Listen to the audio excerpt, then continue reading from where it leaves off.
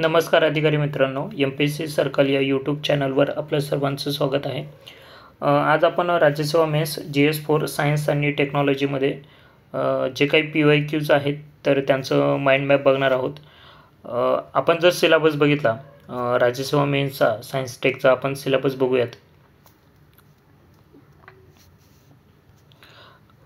आपण जर सिलेबस बघितला तर आज सिलेबसमध्ये जो सायन्स आणि टेकचा पार्ट आहे त्यामध्ये मोस्टली काय काय तर एनर्जी विज्ञान म्हणजे एनर्जी सायन्स, त्यामध्ये इम्पॉर्टंट पार्ट पारंपरिक ऊर्जा स्रोत, अपारंपरिक ऊर्जा स्रोत आणि भारतातील ऊर्जा संकट हे आहे. आणि त्यामध्ये सब जे पॉईंट आहेत म्हणजे फॉर एक्झाम्पल जीवाश्म इंधन असेल, थर्मल एनर्जी असेल, हायड्रोइलेक्ट्रिक एनर्जी असेल, यावरती आयोगाने क्वेश्चन्स विचारले आहेत. त्यानंतर कम्प्युटर जर बघितलं, इन्फॉर्मेशन टेक्नॉलॉजी अँड कम्प्युटर, त्यामध्ये कम्युनिकेशन्स असेल, hardware software, internet of things अलीकडे यावरती खूप क्वेश्चन्स येतात. आर्टिफिशियल इंटेलिजन्स असेल, मशीन लर्निंग असेल, ओके, यावरती क्वेश्चन्स असतात. त्याचबरोबर सायबर ॲक्ट डेफिनेटली दरवर्षी यावरती एक तरी क्वेश्चन्स असतो. त्यानंतर पुढचा पार्ट जर बघितला आपण तर तो आहे स्पेस टेक्नॉलॉजी. त्यामध्ये डिफरंट पॉलिसीज कोणत्या कोणत्या आपल्या इस्रोच्या इम्पॉर्टंट मोहिमा, GPS यावरती, स्काय डेब्रिस स्पेस डेब्रिस असे क्वेश्चन किंवा JS यावरती क्वेश्चन्स विचारले आहेत. त्यानंतर बायोटेक्नॉलॉजीमध्ये सुद्धा बायोटेक्नॉलॉजीचा ॲग्रिकल्चरमध्ये कसा उपयोग होतो, वनस्पती ऊर्जा संवर्धनामध्ये कसा उपयोग होतो, त्याचबरोबर DNA बायोटेक्नॉलॉजीचा कसा उपयोग होतो यावरती आयोगाने आपल्याला क्वेश्चन्स विचारले आहेत. ओके, वॅक्सिन्समध्ये कोणकोणत्या प्रकारे उपयोग केला जातो. त्यानंतर नेक्स्ट आहे भारताचा न्यूक्लिअर प्रोग्राम. यामध्ये इम्पॉर्टंट आपल्या पॉलिसीज कोणत्या कोणत्या, आपण ज्या टेस्ट घेतल्या होत्या, न्यूक्लिअर टेस्ट 2दा घेतलेल्या आहे, तर त्यावरती आयोगाने क्वेश्चन्स विचारले. डिझास्टर मॅनेजमेंट यावरती क्वेश्चन्स असतात. त्यामध्ये डिझास्टर मॅनेजमेंटमध्ये नैसर्गिक आपत्ती, मानवी आपत्ती, दहशतवाद, अपघात म्हणजे यामध्ये पूल कोसळणे यासारख्या गोष्टी आपल्याला दरवर्षी आयोग विचारत असतो. म्हणजे हा एकंदरीत सिलेबस आहे. आता आपण सिलेबस सगळ्यांनी बघितलाच असेल डेफिनेटली.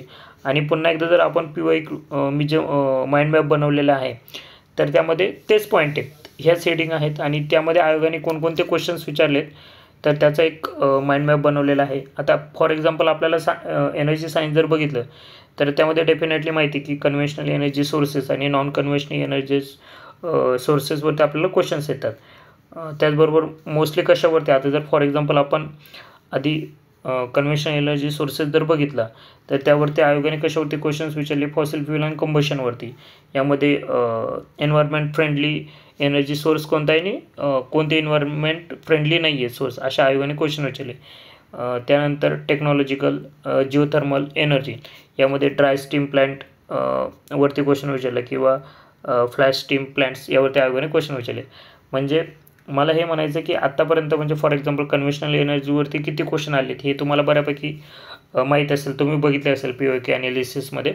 पण त्या पुढे जाऊन नक्की त्या पॉईंटवर कोणते क्वेश्चन्स आलेत हे तुम्हाला एका ठिकाणी एकाच माइंड मॅपमध्ये मिळाले तर डेफिनेटली मला वाटतं की रिव्हिजन करण्यासाठी फायदा होईल. आता याचा उपयोग आपण कसा करू शकतो एक्झाम पॉईंट ऑफ व्ह्यूने, जर आपण हे सगळे माइंड मॅप बघितले तुम्ही म्हणजे बऱ्यापैकी आता तुमचा स्टडी करून झाला असेल तर तुम्ही आता एकदा गो थ्रू करून गेलात तर तुम्हाला डेफिनेटली ते पॉईंट कळतील की नक्की कोणत्या पॉईंटला आयोगाने जास्तीत जास्त क्वेश्चन आणि काय काय क्वेश्चन विचारलेत ते. आणि पुन्हा एकदा रिव्हिजन करण्याच्या दृष्टीने सुद्धा ते इम्पॉर्टंट की जेव्हा आपला अभ्यास करून होतो मग त्या पॉईंटवरती आयोगाने काय काय क्वेश्चन्स विचारलेत आणि मे बी तुम्हाला ती चांगली रिव्हिजन होऊ शकते. आपलं जर बुक बघितलं GS4चं PYQ ॲनालिसिस आपण बुक आलेलं आहे आपलं स्टेप अप अकॅडमी बरोबर, ज्यामध्ये GS4 टोटल म्हणजे economics plus science and tech यांचं ॲनालिसिस केलेलं आहे. सायन्स अँड टेक्नॉलॉजीमध्ये म्हणजे इकॉनॉमिक्समध्ये पण आपण क्वेश्चन दोन्ही लँग्वेजमध्ये आहेत, मराठी आणि इंग्लिशमध्ये सगळ्यात महत्त्वाचं. आणि सायन्स अँड टेक्नॉलॉजीमध्ये आपण काय केलं तर जास्तीत जास्त जे ॲनालिसिस आहे ते इंग्लिशमध्ये देण्याचा प्रयत्न केला, कारण आपल्याला सगळ्यांना माहिती आहे बायोटेक्नॉलॉजी असेल किंवा कम्प्युटर या गोष्टी मराठीमध्ये त्या एक्सप्लेन करता येत नाही. त्या ॲज इट इज आयोगसुद्धा ते इंग्लिशमधलंच जे असतं ते वर्डिंग ते मराठीमध्ये ट्रान्सलेट करून विचारत असतं. त्यामुळे मला असं वाटतं की जास्तीत जास्त ऑथेंटिकेट मटेरियल आपण ते इंग्लिशमध्ये जर केलं तर त्याचा जास्तीत जास्त आपल्याला फायदा होऊ शकतो. तर अशा प्रकारे आपलं GS4चं PYQ ॲनालिसिस बुक आहे. डेफिनेटली ते तुम्ही यूज करा.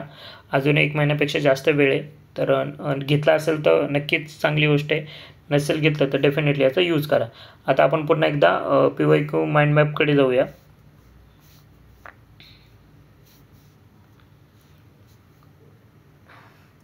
तर आता बघितलं, आता आपण एनर्जी याच्यावरती बघितलं. आता नॉन कन्व्हेन्शनल एनर्जी सोर्सेसवरती आयोगाने कशावर क्वेश्चन विचारलेत.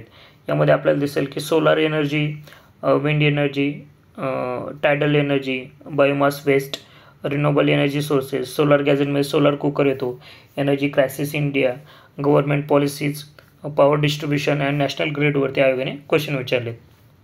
आता सोलार एनर्जीवरती काय काय क्वेश्चन विचारलेत.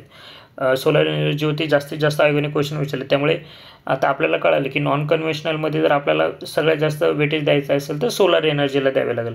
मग सोलार एनर्जीवरती आयोगाने सोलार फोटोवोल्टिक सेल प्लांटवरती क्वेश्चन विचारलं आहे. त्याचबरोबर सोलार कुकरचं सर्वात जास्त जे प्रोडक्शन होतं ते कुठे होतं. त्यानंतर सोलार कॉन्स्टंट हा कशावरती डिपेंड असतो. त्यामुळे आपल्याला सोलर कॉन्स्टंट काय असतं हे माहीत करावं लागेल. Indirect form of solar energy म्हणजे सोलर एनर्जीचे फॉर्म विचारले, डायरेक्ट फॉर्म कोणते, इनडायरेक्ट फॉर्म, आणि त्या सर्व गोष्टींचे ॲनालिसिस आपण त्या बुकमध्ये केलेलं आहे. त्यानंतर बेस्ट सोलर ऑब्झर्वर कोणता असतो, technology for concentrated solar power कोणते कोणते आहे, सूर्यमित्र कशासाठी वापरलं जातं. आपल्याला सगळ्यांना माहिती ती स्कीम आलेली आहे. त्यामध्ये आपण सूर्यमित्र हा नवीन कॉन्सेप्ट यूज करतो आहे. रूफटॉप सोलर सिस्टीम आहे तर ते मॅक्झिमम कॅपॅसिटी काय असते, ऑफग्रिड सोलर PV काय आहे, ऑनग्रिड सोलर PV काय आहे, यावरती क्वेश्चन्स आलेले. म्हणजे हे सगळे PYQ आहेत आणि मी ते शॉर्टमध्ये लिहिलेले की जेणेकरून तुमची आयडिया येईल की तुम्हाला या टॉपिकवरती आयोगाने नक्की काय क्वेश्चन विचारलेत. दोन्ही म्हणजे अभ्यास करण्यापूर्वी पण लक्षात येणे आणि अभ्यास झाल्यानंतर रिव्हिजनसाठी सुद्धा इम्पॉर्टंट आहे. तर विंडवरती काय काय विचारलं आहे त्यांनी, wind turbine power plant factors कोणकोणते, तर विंड स्पीड आहे, एअर डेन्सिटी आहे, ब्लेड रेडियस आहे. मग त्या विंड स्पीड किती असायला पाहिजे, एअर डेन्सिटी किती असायला पाहिजे, त्यानंतर ब्लेडची रेडियस जी आहे ती किती असायला पाहिजे, असं आयोगाने सरळ क्वेश्चन्स विचारले आहेत. त्याचबरोबर टायडल एनर्जीवरती आयोगाने क्वेश्चन विचारले. टायडल एनर्जीवरती काय विचारले, तर मेन कॉम्पोनंट कोणते, टायडल एनर्जी जो पॉवर प्लांट असतो तर त्याचे 3 मेन कॉम्पोनंट कोणते कोणते, आशिया खंडातला पहिला फर्स्ट टायडल प्रोजेक्ट कोणत्या डिस्ट्रिक्टमध्ये, असं फॅक्च्युअल ओरिएंटेड आयोगाने क्वेश्चन विचारले. त्यानंतर आता बायोमासमध्ये सगळ्यात जास्त क्वेश्चन आयोगाने कशाला विचारलेत, तर बायोगॅसवरती विचारलेत आणि देन बायोफ्युलवरती. आता बायोफ्युलवरती काय काय क्वेश्चन विचारलेत, तर जनरेशन ऑफ बायोफ्युल्स विचारले. म्हणजे आपल्याला माहिती आहे फर्स्ट, सेकंड, थर्ड असे वेगवेगळे जनरेशन आहेत बायोफ्युलचे. तर आयोगाने त्यावरती क्वेश्चन विचारले. India's first 2G ethanol plant. मग डेफिनेटली हा करंट ओरिएंटेड क्वेश्चन होता. किंवा आपण इयर एंड रिव्ह्यू जो बघतो मी त्याच्यावरती सुद्धा हे बनवणार आहे, लेक्चर बनवणार आहे. डेफिनेटली ते यूज होईल. म्हणजे सायन्स अँड टेक असेल, बायोटेक्नॉलॉजी असेल, स्पेस, या इम्पॉर्टंट जे आपले डिपार्टमेंट आहेत तर त्यांचा इयर एंड रिव्ह्यू दरवर्षी पब्लिश केला जातो PIBद्वारे. तर त्याचे इम्पॉर्टंट टॉपिक्स घेऊन आपण तो डिस्कस करूया. सो ते पण आपल्याला मेन्सच्या एक्झामच्या पॉईंट ऑफ व्ह्यूने फ्रुटफुल ठरेल. तर अशा प्रकारे आयोगाने क्वेश्चन्स विचारले. त्यानंतर बायोमासवरती काय क्वेश्चन विचारले, तर बायोमासमध्ये आयोगाने विचारले बायोगॅसवरती की 1 cubic meter of biogas producer किती इलेक्ट्रिसिटी प्रोड्यूस करतो. त्याचबरोबर बायोगॅस प्लांटमध्ये कोणता डॉमिनंट गॅस असतो. बायोगॅसमध्ये महत्त्वाचं काय काय विचारले अजून त्यांनी, final product, anaerobic digestion in production. सगळ्यात महत्त्वाचं आयोगाने क्वेश्चन जे विचारले बायोगॅस प्लांट की त्याचे टाईप कोणकोणते, KVIC आहे, दीनबंधू बायोगॅस प्लांट आहे. मग आयोगाने पुढे जाता KVIC हा जर टाईप असेल तर पुढे जाऊन त्याचे बेनिफिट्स विचारलेले आहेत. म्हणजे थोडं इनडेप्थ क्वेश्चन विचारले आहेत. त्यानंतर बायोगॅस प्रोडक्शन कशामुळे होतं. अजून त्याचबरोबर factors influence utilization of biomass as a source of energy. हे करण्यासाठी कोणकोणते फॅक्टर्स इन्फ्लुएन्स करत असतात आपल्याला. आणि जर biomass into useful form of energy करायचं असेल तर कोणकोणत्या मेथड्स यूज केल्या जातात. तर अशा प्रकारचे क्वेश्चन्स हे आयोगाने आत्तापर्यंत बायोमास वेस्टवरती विचारले. अशा प्रकारचे हे क्वेश्चन्स होते. गव्हर्नमेंट पॉलिसीज, BEEचं मिशन काय आहे, म्हणजे ब्युरो ऑफ एनर्जी इफिशियन्सी याचं मिशन काय आहे, असं स्ट्रेट फॉरवर्ड आयोगाने क्वेश्चन विचारतात. अशा प्रकारचे एनर्जी सायन्स या टॉपिकवरती आयोगाने क्वेश्चन्स विचारले. आता जर आपण स्पेस सायन्स अँड टेक्नॉलॉजी बघितली तर दोन, एक स्पेस सायन्स आणि रिमोट सेन्सिंग. आता स्पेस सायन्सवरती आयोगाने कशावरती जास्तीत जास्त क्वेश्चन विचारलेत, तर आपल्या ज्या प्रोग्राम्स आहेत इस्रोचे वगैरे त्यावरती आयोगाने क्वेश्चन विचारले. मग त्यामध्ये काय इस्टॅब्लिशमेंट डेट विचारली, म्हणजे इन्कोस्पार असेल, आपल्याला माहिती आहे की आधी इन्कोस्पार होतं नंतर इस्रो आलं, तर इन्कोस्पारची एस्टॅब्लिशमेंट डेट काय आहे नक्की, इस्रो कधी स्थापन झाली, अंतरिक्ष ची डेट विचारली म्हणजे कधी स्थापना झाली, इन्सॅट कधी पहिल्यांदा एस्टॅब्लिश केलं आपण, तर अशा डेट्स विचारलेल्या आहेत. तर त्यामुळे आपल्याला एक आयडिया येते की नक्की कशाच्या एस्टॅब्लिशमेंट डेट आयोगाने विचारलेले आहे. IRS-1A फर्स्ट रिमोट सॅटेलाईट होतं ते कधी लॉन्च झालं, अशा लेवलचे आयोगाने क्वेश्चन विचारले आहे. INSAT practical application, space programme, Amazonia 1 काय आहे, स्टुडंट सॅटेलाईट कोणते कोणते आहेत, तर आयोगाने यावरती GSAT-9वरती क्वेश्चन असतो. क्रायोजेनिक इंजिन्सवरती क्वेश्चन विचारले. याच्यामध्ये क्रायो प्रिझर्वेशन म्हणजे काय, त्यामध्ये कोणकोणत्या टेक्निक्स असतात, क्रायो प्रिझर्वेशनमध्ये टेम्परेचर किती असतं, तर हे स्ट्रेट फॉरवर्ड क्वेश्चन, म्हणजे जर तुम्ही आत्तापर्यंत PYQ बघितले असेल तर डेफिनेटली तुमच्या लक्षात येईल की मागच्या 10 ते 12 वर्षामध्ये आयोगाने हे सगळे क्वेश्चन विचारलेत. म्हणजे म्हणून मी तुम्हाला म्हटलं की जेव्हा तुम्ही आयदर थोडाफार अभ्यास केला असेल आता डेफिनेटली, तर हे आत्ता पण फ्रुटफुल ठरेल आणि सगळं झाल्यावरती रिव्हिजनलासुद्धा ह्या गोष्टी तुम्हाला लक्षात येईल. स्पेस मिशनवरती काय काय, आता इस्रोचे पर्टिक्युलरली जर मिशन बघितले, आदित्य L1 मिशनवरती क्वेश्चन विचारला आहे. चंद्रयान-2 इम्पॉर्टंट आहे. गगनयान सध्या न्यूजमध्ये आहे, त्यावरती क्वेश्चन विचारलेले आहेत आयोगाने. त्यानंतर मार्स ऑर्बिटल मॉम मिशन ज्याला म्हणतो आहोत, त्याचं मेन ऑब्जेक्टिव्ह काय होतं, father of Indian space programme, जसं फादर ऑफ न्यूक्लिअर प्रोग्राम आहे आपलं कोणी सगळ्यांना माहिती असेल किंवा कमेंट सेक्शनमध्ये तुम्ही मेन्शन करा. तर तसंच father of Indian space programme कोण आहे, म्हणजे स्ट्रेट फॅक्ट्स ओरिएंटेड आयोगाने क्वेश्चन विचारलेला आहे.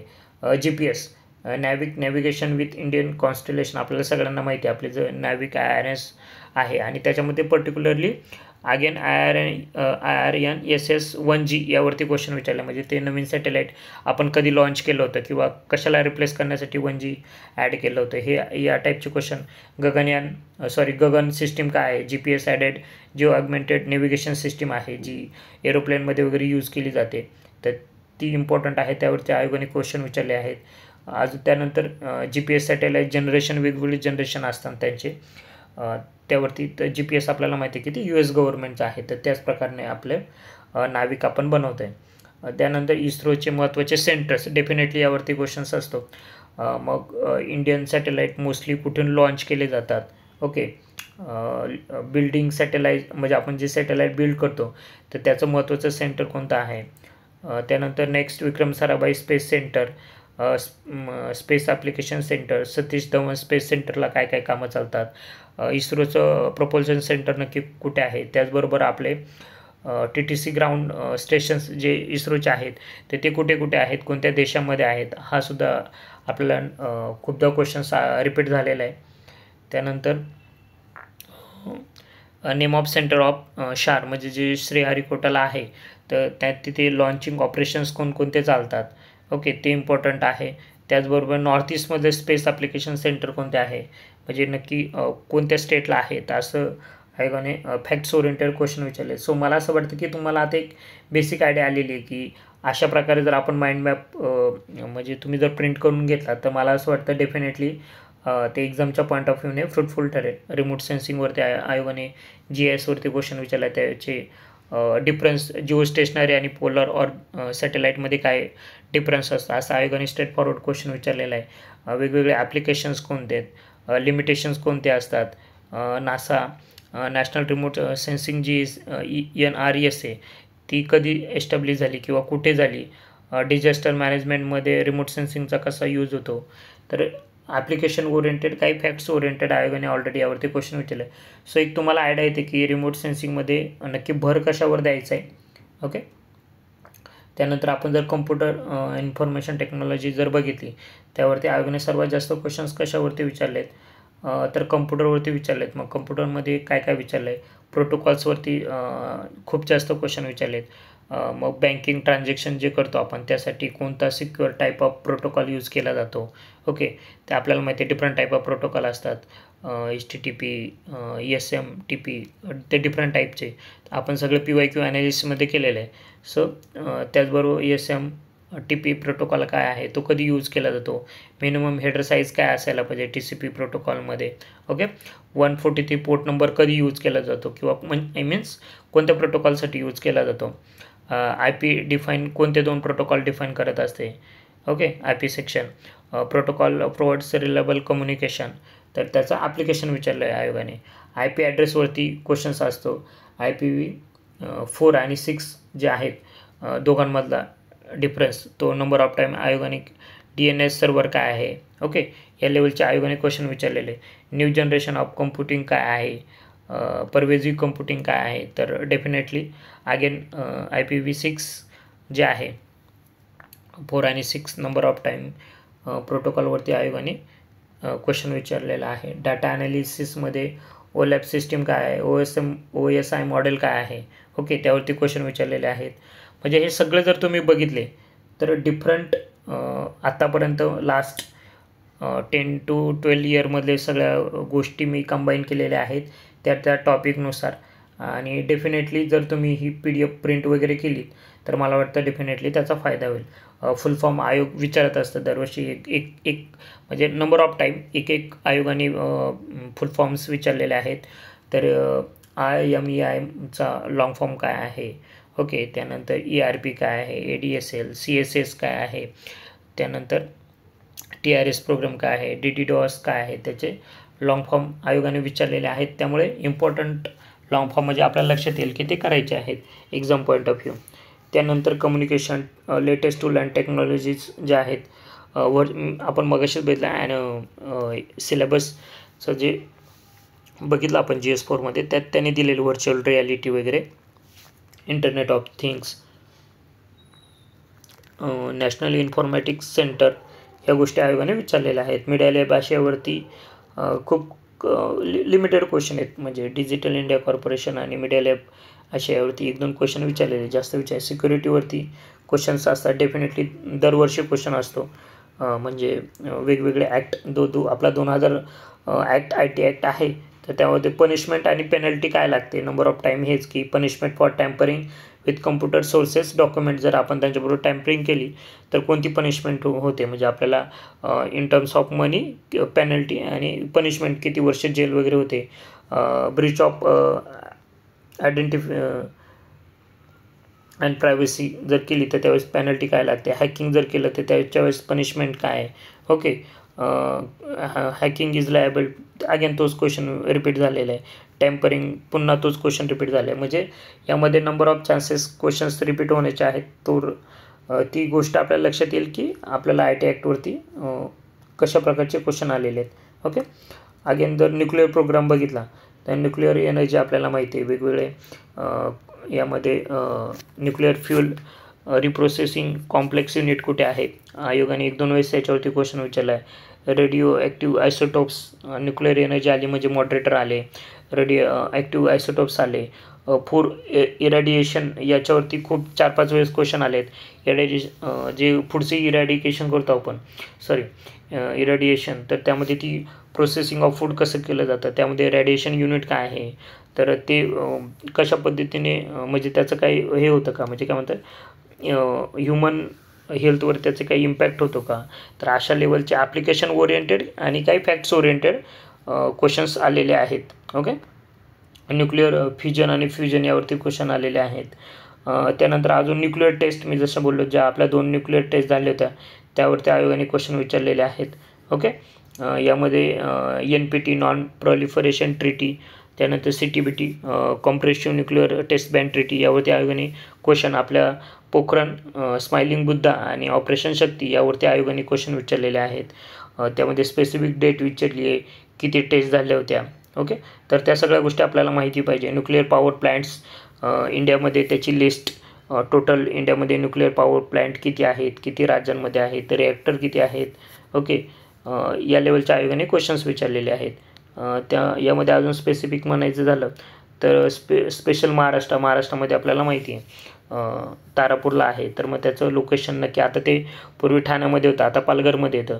मग फाउंडेशन इयर, त्याची स्थापना कधी झाली, त्याची कॅपॅसिटी, ह्या गोष्टी आयोगाने विचारलेल्या आहेत. ओके. इंडियात सेकंड रिसर्च रिॲक्टर सायरस आपल्याला माहिती आहे, आणि तो कोणाच्या मदतीने केला होता, तर आयोगाने असे फॅक्ट्स ओरिएंटेड क्वेश्चन विचारलेले आहेत. सो अगेन याच्या माध्यमातून आपल्याला एखाद्या पॉईंटवर काय क्वेश्चन विचारलेत ते तर कळतंच, त्याचबरोबर म्हणजे त्या ॲप्लिकेशन ओरिएंटेड आहेत का, फॅक्ट्स ओरिएंटेड आहेत का, किंवा लॉजिकली आपण त्या प्रश्नांची उत्तर देऊ शकतो का, हे सुद्धा एक आपल्याला एक ब्रीफ आयडियातून येऊन जाते.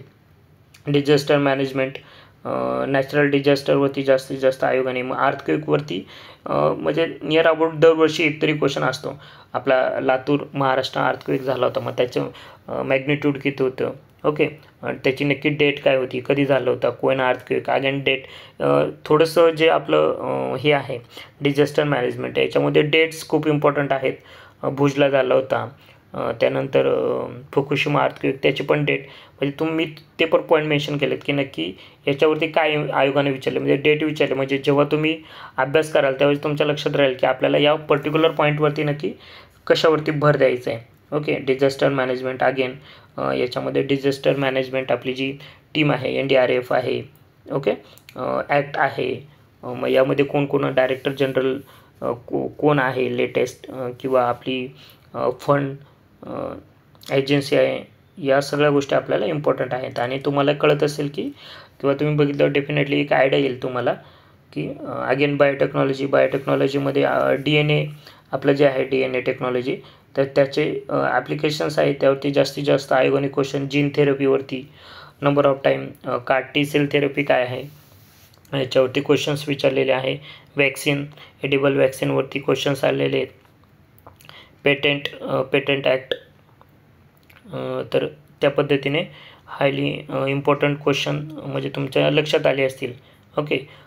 क्रायप्रोटीन काय आहे, टिटोपोटेन्सी काय आहे, RNA DNA फिंगरप्रिंटिंग, ओके. तर अशा प्रकारचे टॉपिक वाईज आणि सब टॉपिक वाईज नक्की त्या टॉपिकमध्ये आयोगाने आपल्याला कशा प्रकारचे क्वेश्चन विचारलेले आहेत. तर मला वाटतं की हे जर आपण सगळे एकदा तुम्ही जर केलं PYQ, तर डेफिनेटली या सगळ्यांचा तुम्हाला फायदा होईल, आणि आपल्या येणाऱ्या एक्झामसाठी, राज्यसेवा मेन्ससाठी डेफिनेटली या गोष्टींचा फायदा होईल.